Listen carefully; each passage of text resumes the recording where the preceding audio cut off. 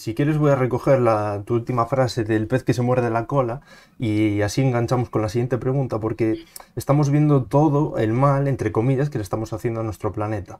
Y pese a esto, nuestro propio planeta, que esto mucha gente a veces no es consciente de ello, nos ofrece mecanismos para minimizar las consecuencias que nosotros mismos hemos provocado sobre nosotros mismos y el planeta. Es decir, la pregunta sería, ¿cómo nos protege nuestro propio planeta? ¿Qué mecanismos naturales existen para protegernos frente a las consecuencias del cambio climático? Pues mira, una cosa que sí que es cierta es que el planeta es súper inteligente. Entonces tiene sus propios mecanismos de ajuste, ¿no? De hecho, mira, hablábamos del efecto invernadero, pues es una manera de protegerse, ¿no? De enfriarse totalmente.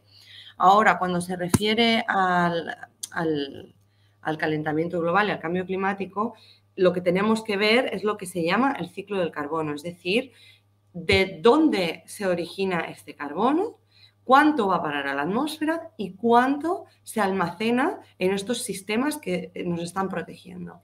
Entonces, lo que vemos aquí es que, bueno, lo que nos preocupa, ¿no? Como hemos dicho, pues son el carbono esencialmente asociado a industria, transporte y deforestación. Entonces, todo este carbono, aquí nos ponen números que son gigatones de carbono, pero imagino que la gente no está familiarizada, pero o sea, es una concentración muy, muy, muy Ujú. alta la que estamos metiendo en la atmósfera. Y entonces existen dos mecanismos súper importantes que son los bosques y los océanos. Entonces, estos mecanismos lo que hacen es, para sus propias reacciones químicas, su propio crecimiento, digamos que para estar en equilibrio con lo que hay en la atmósfera, con lo que están directamente en contacto, lo que hacen es absorber parte de este CO2, intentan contrarrestar lo que hay en la atmósfera. Por ejemplo, si derramas un poco de agua en tu mesa y pones una servilleta de papel, ¿esta qué va a hacer? Pues bueno, hay otros efectos como la capilaridad, etcétera, pero para que entendáis el concepto, va a absorber parte de este agua, ¿no? Y tú vas a tener parte del agua que todavía está derramada, un extremo de la hoja de papel que está seca y un entremedio que está intentando equilibrarse, una parte que está medio mojada. Y esto es exactamente lo que hacen los árboles y los océanos. Ven que hay una concentración desmesurada en la atmósfera y lo que hacen es absorber parte de este CO2 a través de reacciones químicas. Pues, por ejemplo, todos conocemos la fotosíntesis y en los océanos lo que sucede es una disolución puramente, es decir, como si tú le añades azúcar al café, si el azúcar es CO2 y el café es el océano, pues le vas metiendo y lo va disolviendo. Entonces, una cosa que estaba en la atmósfera se disuelve dentro del agua. Ahora, esto conlleva problemas, Por claro. supuesto, por supuesto. Uy.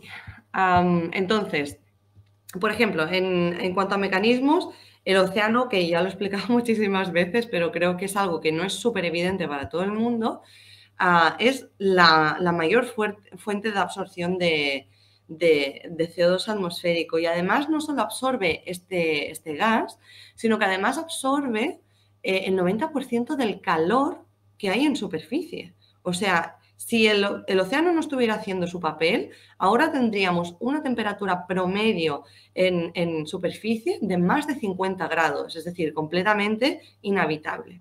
Entonces, tenemos el océano ahí, que lo estamos utilizando como vertedero, pero totalmente, y el océano es el máximo regulador de la temperatura, no solo por absorción del calor, sino por absorción del CO2 y también porque pensar que el océano lo que hace es recircular el agua con distintas temperaturas y, por ejemplo, en los polos, como los polos están más alejados de la incidencia del sol, es donde se registran las mínimas temperaturas, lo que hace es coger el agua fría de los polos y la lleva hasta la parte ecuatorial y coge el agua caliente del Ecuador y la lleva hasta los polos.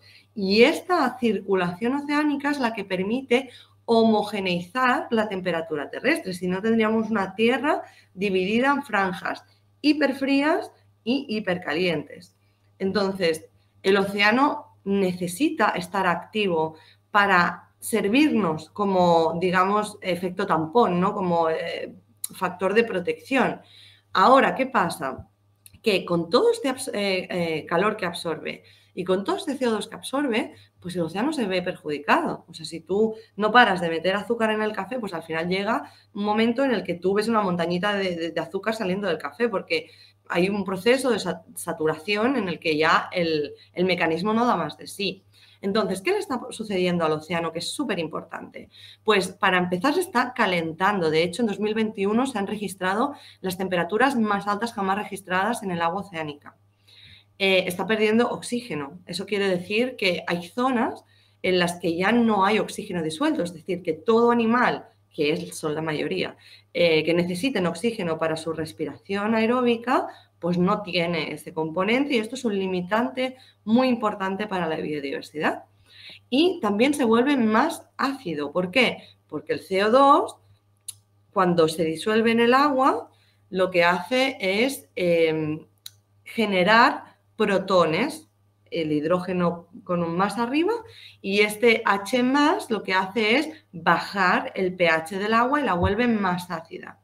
Hoy en día los océanos no son ácidos per se, es decir, tienen un pH que está alrededor del 8, pero este pH en zonas locales se está acidificando hasta llegar a momentos en el que es capaz de disolver el carbonato cálcico, que es el elemento que utilizan pues las conchitas, los corales, un montón de exoesqueletos marinos para crecer. Entonces, ¿qué pasa? Que si se vuelve acídico, lo que tenemos es pues destrucción, por ejemplo, de los corales. Todos hemos visto el blanqueamiento de los corales en la Gran Barrera de Coral australiana y esto se puede ver desde el espacio. O sea, imaginaros la potencia a nivel espacial de este proceso. Esto afecta, por ejemplo, el calentamiento, como hemos dicho, sube el nivel del mar. Calentamiento más acidificación crea este bleaching de los corales.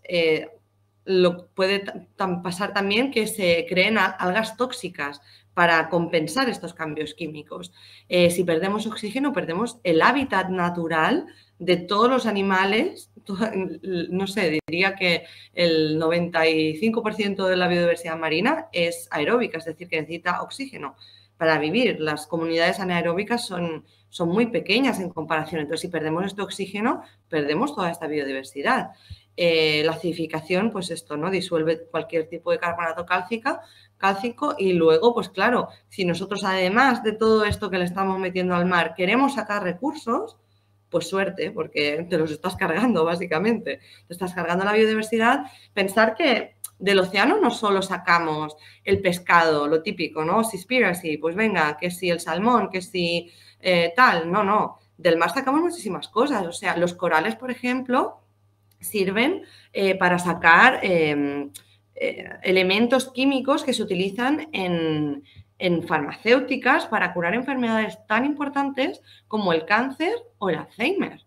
Del mar se sacan los componentes raros que se utilizan para construir el ordenador, el móvil, todos los aparatos electrónicos sin los cuales no somos nadie al día de hoy. O sea, del mar se sacan muchísimos recursos, entonces no podemos permitir, digamos, joderlo, hablando claro, primero porque es el mecanismo principal de regulación de temperatura y de concentración de gases de efecto invernadero, pero es también la fuente de recursos y la séptima fuente económica más importante del mundo. Entonces, cuidado, porque lo que nosotros estamos viendo suceder del suelo terrestre hacia arriba, atmósfera, tiene un impacto también en otros lugares de la Tierra, como sería la hidrosfera, ríos y particularmente océano. Y después el otro elemento que hemos dicho que era súper importante es la desforestación y el por qué está un poquito explicado aquí, ¿no? Como explicaba, en un bosque maduro la mayoría de árboles absorben CO2, otros pueden emitir, pero en la totalidad es absorción. En cambio, si nosotros desforestamos, primero estamos facilitando que se generen incendios y estos incendios también generan CO2 porque hay una combustión de materia orgánica. Y después aunque tú replantes, como os comentaba, hay mucha generación de CO2. Entonces, aquí tenemos generación, muy poca absorción y además, si tú estos bosques que estás desforestando los utilizas, además, para poner actividades que de por sí ya emiten, pues imagínate, te estás cargando un sumidero y le estás sumando no solo el hecho de que ya no absorbes, sino que además allí donde absorbías ahora emites y emites en cantidades súper importantes. Entonces, hay que ir con cuidado porque los principales elementos para contrarrestar los efectos del cambio climático los estamos deteriorando cada vez más. Y sin ellos, ya os digo, no hay manera de combatir esto. Además, porque no estamos dejando de emitir tampoco. Es así, y muchas veces, un breve inciso, muchas veces creemos que quitando un árbol, ahí está nuestro error, es decir, donde había un árbol lo hemos quitado, pero muchas veces donde había una especie A y implantamos una especie B, eso también puede ser un error, porque no todos los árboles, como muy bien has explicado, pues tienen las mismas características, necesitan un periodo de maduración para absorber el CO2, con lo cual a lo mejor un árbol tipo A, cualquiera, me da igual, necesita 20 años, pero en ese suelo en concreto necesita 50, porque no tiene las mismas características, no tiene los mismos nitratos, no tiene la misma composición, con lo cual muchas veces relacionado con el tema de la alimentación, no somos conscientes del cambio de uso del suelo, todo, o sea, ya no son las emisiones que pueda producir la producción cárnica, sino el cambio de uso del suelo previo a instalar esa granja también tiene un impacto. Al fin y al cabo, en nuestro planeta todo está relacionado, todo es un ciclo. Y con lo que, relacionado a lo que hablábamos del océano, ya no solo todo lo que obtenemos de él, sino lo que podemos obtener que aún no sabemos, porque la mayor parte del océano todavía está por explorar. No sé cuánto Sí. porcentaje, me da igual, pero una Se barbaridad. conoce solo entre un 5 y un 10. Y Pues solo con mira, este 5 y 10 sabemos que el 90% de la biodiversidad se almacena en los océanos. O sea, imaginaros la de biodiversidad que desconocemos. Y también es un poco chocante que conocemos más parte del espacio que del océano, cuando el océano está en nuestro planeta y el espacio es un espacio exterior sí, a la Tierra, ¿no? dice mucho de nosotros, sin duda. Dice mucho de Sí. nosotros y ya lo replicó muy bien nuestro amigo DiCaprio en Don't Look Up, es decir, hacia dónde miramos, ¿no? Hacia dónde ponemos nuestra atención, lo que habías dicho tú.